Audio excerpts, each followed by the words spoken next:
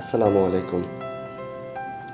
সরকারি কর্মচারী ও পেনশনারগণের উৎসব ভাতা সম্পর্কিত আলোচনায় আপনাদের স্বাগতম। আমরা জানি একজন সরকারি কর্মচারী তার মূল বেতন এবং একজন পেনশনার তার নিট পেনশনের উপর বছরে 2টি উৎসব ভাতা প্রাপ্ত হন।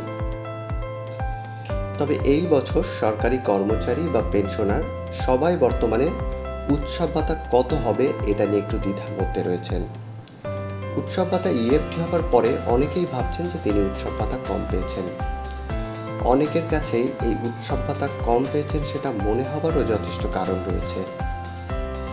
গণপ্রজাতন্ত্রী বাংলাদেশ সরকার 1 জুলাই 2023 খ্রিস্টাব্দ হতে বার্ষিক 5% ইনক্রিমেন্ট ছাড়াও আরও 5% স্পেশাল বেনিফিট প্রদান করছেন। এই স্পেশাল বেনিফিট 5% তার মূল পেনশন বা বেতনের সাথে যোগ হবে, তবে উৎসব ভাতার ক্ষেত্রে এটি প্রযোজ্য হবে না। এই 5% স্পেশাল বেনিফিট রেশন বা মেডিকেল ভাতায়ের মতো আলাদা একটি ভাতা হিসেবে পেনশন বা বেতনের সাথে যাচ্ছে।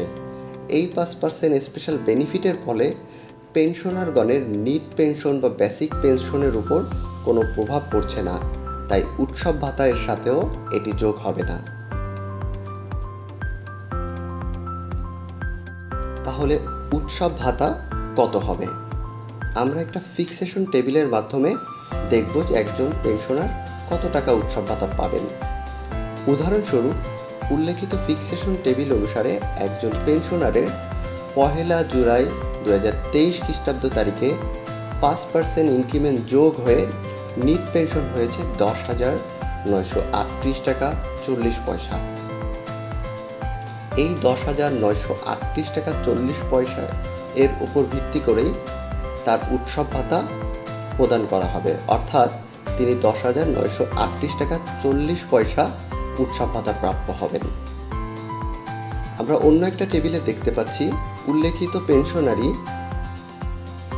নিট পেনশন 10,938 টাকার সাথে মেডিকেল ভাতা, রেশন ভাতা এবং স্পেশাল বেনিফিট যোগ হয়ে মোট 14,657 টাকা পেনশন প্রাপ্য হবেন।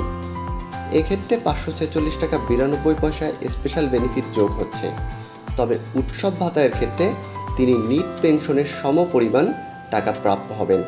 সেক্ষেত্রে আমরা দেখতে পাচ্ছি যে 546 টাকা 92 পয়সা এখানে যুক্ত হচ্ছে না। সুতরাং একজন পেনশনার তার নিট পেনশন বা মূল পেনশনের উপর ভিত্তি করে উৎসব ভাতা প্রাপ্য হবেন। ধন্যবাদ সবাইকে। আসসালামু আলাইকুম।